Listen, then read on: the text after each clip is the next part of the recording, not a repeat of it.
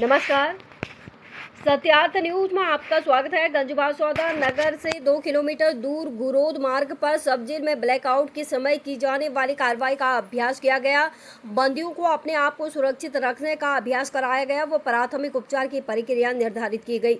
सब जेल में तकरीबन 2 मिनट तक सायरन बजाया गया। जेल सहायक अधीक्षक आलोक भार्गव ने बताया, बंदियों को आपदा के समय किस तरह से अपने आप को बचाया जा सके, उनको दिशा निर्देश दिए गए। गंजबासौदा से जिला ब्यूरो संजीव शर्मा की रिपोर्ट। और दोनों हाथों से कान बंद कर लेंगे। कान इसलिए बंद कर लेंगे कि जब कभी कोई बहुत बड़ा शोर होता है या कोई अटैक होता है तो उस आवाज से कानों पर असर हो सकता है। आप उल्टे लेट जाएंगे जब तक को आपको कोई निर्देश अगला ना मिले, आप ऐसे ही लेटे रहेंगे और बिल्कुल नहीं घबराएंगे। ये प्रक्रिया हो सकती है 5 मिनट चले, हो सकता है आधा घंटा चले, हो सकता है 1 घंटा आपको इस कंडीशन में रहना पड़े।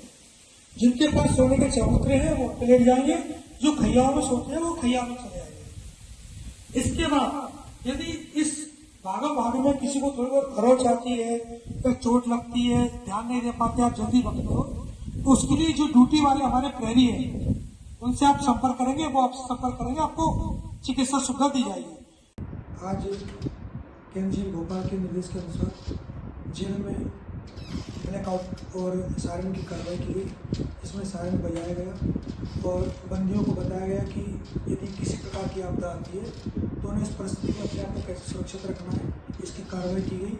प्रहरियों को भी दिशा निर्देश दिए गए कि आपदा की स्थिति में किस प्रकार जेल को अपने आप को सुरक्षित रखना है। बंदियों को इस बारे में संपूर्ण अभ्यास कराया गया और सुरक्षा संबंधी जानकारी दी गई।